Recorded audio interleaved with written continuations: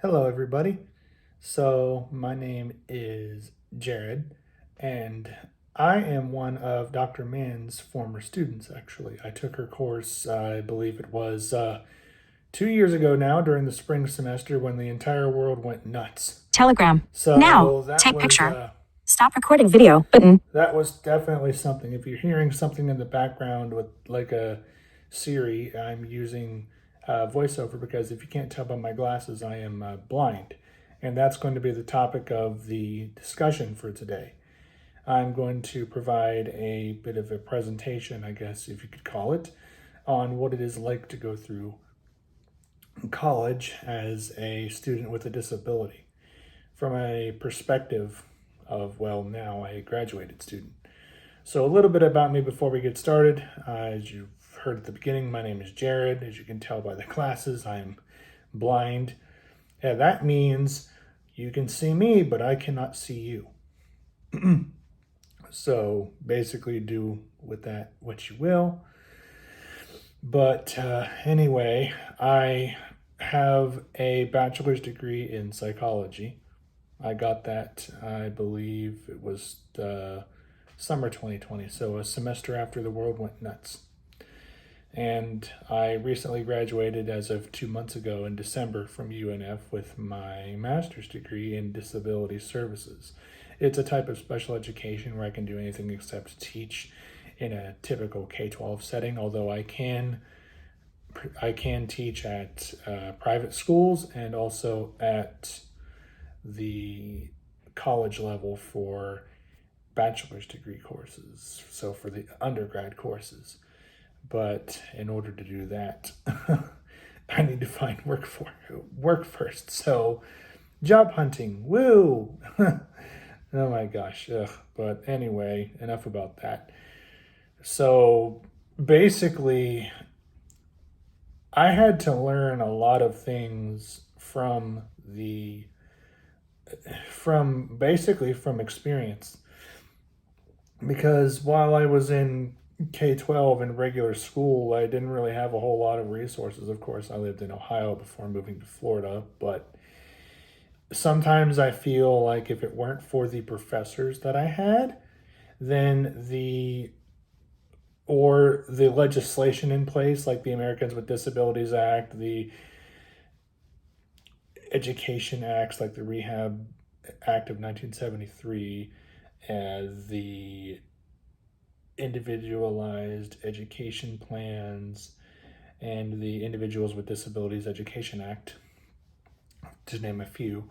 If it weren't for those being in place, I feel like some of my teachers in high school would have been a lot less lenient or willing. And basically, what I'm trying to say is if they weren't required to get it by law, I feel like they wouldn't have done it. So anyway, if you see the camera moving, I'm recording it on my phone. I'm trying to hold it as still as I possibly can. But anyway, like I said earlier, you can see me, but I can't see you. So I'm sorry if I'm moving around a bunch. But anyway, so when I was going through just class in general, which would include Dr. Mann's class, which, by the way, she's a wonderful professor. She's very accommodating. Her lectures are great. The way that she that she explains the material is great. At least I thought so. You guys can disagree with that if you want, but I don't see why you would. She's wonderful, and I definitely encourage you guys to talk to her after class, just in general, because you don't know what you're going to learn with her. She's just great. But anyway, some of the resources that are here in Florida and at UNF in particular. So UNF has the Student Accessibility Services Department. I'm used to calling it the Disability Resource Center because that's what it was for, quite a few years. They only recently changed the name, I believe it was last year. And they have... Telegram. Now, stop recording video button. Excuse me. They have technology. Well, they offer assistance with getting adaptive technology for people who need it, i.e., if they're blind like me, then they're going to possibly need the use of a screen reader such as JAWS, and or in my case I'm on an iPad, so well technically I'm on my iPhone recording this, but so I have VoiceOver, which is Apple's version of text to speech. Google has a terrible cheap version of it. I was about to say something else, a cheapskate version of it.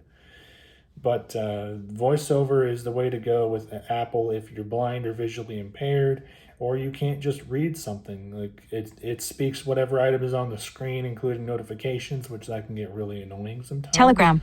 Now take stop recording Like video right button. now. So basically, they offer accommodations, which are essentially, if you don't know what accommodations are, because there's a difference between modifications and accommodations. Accommodations are things like in a school setting, a note taker, or a scribe to help you write down the responses to your exams. I used both of those. And the modification is basically an alternate way of conducting, for example, an assignment to get the same benefit out of it as the rest of your peers. However, you're not doing it the exact same way that they are. So say, for example, they're required to go look up or to go view something like a movie or something like that, then the modification would be for you to read the Telegram. transcript of the Now. movie, Midnight take stop recording video button. or to just write a report on whatever the topic is at hand. That would be an example of a modification. So anyway, they offer those resources. They also offer resources as in study rooms for people that are registered with the Student Accessibility Services Department to go in and study over the material or do homework. And they also offer assistance with some of the student workers there can help you with assignments if they are available. But I would recommend getting an assistant if you need one, or if you want to become one, because they're always hiring, and you will get paid to do it. You'll have to work out what days and times you're going to meet with your clients, but you will get paid to do it, and which is really nice because one, it looks good on the resume. Two, you get some experience helping a person with a disability, and overall, it's just a nice thing to do. So, shameless plug. But anyway, other than that, basically in terms of social, well, actually no, there's also a transportation feature. I was gonna skip that for some reason. There is an ADA bus. Some of you may have, if you're on campus, you may see it running around on campus. Blah, I can't talk.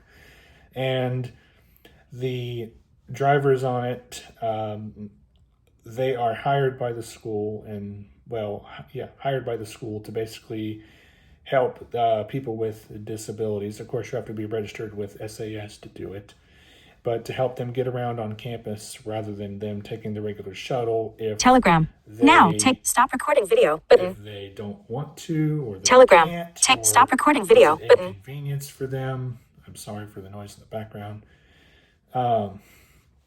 So that is pretty nice.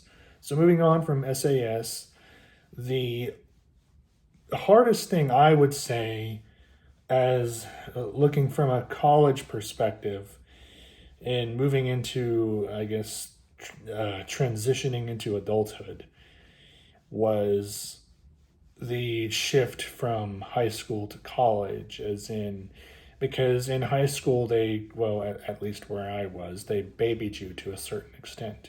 I had to learn a lot of self-advocacy skills and things like that as I went along, and sometimes I feel like we're not very prepared for this type of adult life after we graduate high school. Sometimes people, frankly, we don't know how to advocate for ourselves. We don't know how to stand up and say something, because a lot of teachers just kind of like, they remind you when things are due. And that was a decent shift for me into, okay, so now I actually have to be responsible about my own work and turning it in on time, and then they're not going to remind you. At least most professors don't. Some of them do. Telegram. Stop recording video. That is definitely something that was difficult. The next biggest thing in terms of that I had for college life, and I'm still struggling with it now, is not necessarily making friends, but in actually finding a relationship, believe it or not. Like finding a romantic partner, a girlfriend. For me, my future wife. At some Telegram. point. Now. 10 minutes. Stop recording video. Button. At any rate, that's mostly because I feel there's a sort of stigmatism in place, or a stigma in place, that makes people assume that if somebody has a disability that they need to be taken care of or babied for their entire life, and that is simply not true. And sadly, I think it affects the ability for people with disabilities to find love and happiness. Now, not always. For example, one of my friends, his name's Logan, he Telegram. has a wife. Now. She 11 is a minutes. wonderful Stop recording person. video. Button. But it really takes a special person to look past the stereotypes and to love them for who they are. So, in essence, the most difficult thing outside of those areas definitely had to be the switch to online learning. Like if I had a choice between working in person, between doing my schoolwork in person and then doing it online, I would Telegram. definitely have chosen Stop recording video. Button. If I were doing it in person, it would be a lot easier because you're able to retain more information that way rather than just doing it online. I had to do my entire graduate program online. Stop recording video. Except for my internship, which honestly, I'm grateful I was able to do the internship in person. But the workload for classes online was definitely something that I do not miss now that I'm out of college, because there's no structure for it. I'm a very routine person. When I get 12 minutes. 31. Stop recording video. When I get assigned something, I get working on it right away to get it completed, which is a good thing. But when you have an online class, you don't retain as much information because you're looking at things from behind a computer screen, even if you're doing it through Zoom. And I've experienced this firsthand. There have been times where I had to meet, I think we met like once every couple weeks in one of my classes, and it was hard to remember what we talked about last time, even for the professor, because of the fact that we weren't meeting on a regular basis, which is definitely something that I struggled with. Of course, to each their own, and some people are going to struggle with it, some people aren't. But it just depends on how you get accustomed to the switch. Of course, now that we're doing things back in person, I think that people should be able to pick whether or not they want the classes to be online or in person or hybrid. Telegram. Now. Stop recording video. Again, I wish I had the choice to do that. But it's whatever. I mean, you go through it and you deal with what you're struggling, or what you deal with the struggle. Oh my gosh. Bleh. But anyway, if you guys have any sort of questions for me, feel free to reach out to Dr. Mann, or if you'd like to speak with me more, feel free to reach out to Dr. Mann. I would be more than happy to discuss them with you. So I'm going to talk about, basically for the remainder of the video, or of this clip, I should say, is going to be basically, I'm going to tell you guys about, well, what to do if you run into somebody who is blind on campus, because there are several people on campus who are blind. There are several students coming from the School for the Deaf and Blind in St. Augustine. So one of the things, well, I guess we'll do what you do not do. You do not assume that they are helpless. So you don't just go randomly walking up to them and grab them, grab their shoulder or something to be like, I'll help you get there. The best way to do it would be to walk up to them and go, hey, do you need help? Just ask nicely. Don't just randomly grab onto them, because one, that's just rude. I mean, I don't think anybody would like that if a random person just came up to them and grabbed them. They'd think they're going to be mugged or something. I mean, like, seriously. Telegram. In this, Stop recording video. in this crazy world. Another thing to do is, if they, like, for example, if you're going somewhere on campus to eat, ChickFilA, for example, if you're going to ChickFilA on campus, and which I do quite a bit, and you're Telegram. talking Stop recording video. with one of the students who's blind, odds are you'll need just ask if they need help with figuring out what they want to eat. Sometimes, like, ask them, like, hey, do you want me to read you the menu? Do you know what you want?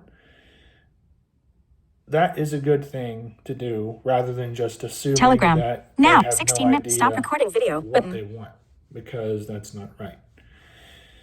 So those are some things to do and some things not to do. So when you encounter somebody with a disability, please do not assume anything about them. Do not inquire, and please don't walk up to them and go, what the heck is wrong with you? I mean, I've had that happen to me before, and I've had that happen to one of my friends before. That's pretty rude. That's like walking up to somebody who is allergic to ice cream and going, here, do you want to drink this milk? Or here, do you want this milkshake? It's like, no, that's not right. That's messed up. Or as one of my friends used to do, they decided to pull a prank on me one time. They took malt vinegar, the kind that they used to put on French fries. They took that and poured it into the rest of my drink one time at Universal. I think I had Coke. I don't remember this. Telegram. I don't remember 17 minutes. Stop exactly recording video. what I had, but I think it was Coke. Good old Coca-Cola, the stuff they used to clean battery acid off of cars. Ugh. I stopped drinking it after I learned that. But anyway, they decided to pour the vinegar into the cup, and unknown to the two of them, I liked that vinegar. So they didn't pour a whole lot, but I drank the whole thing in one gulp, thinking it was still Coke.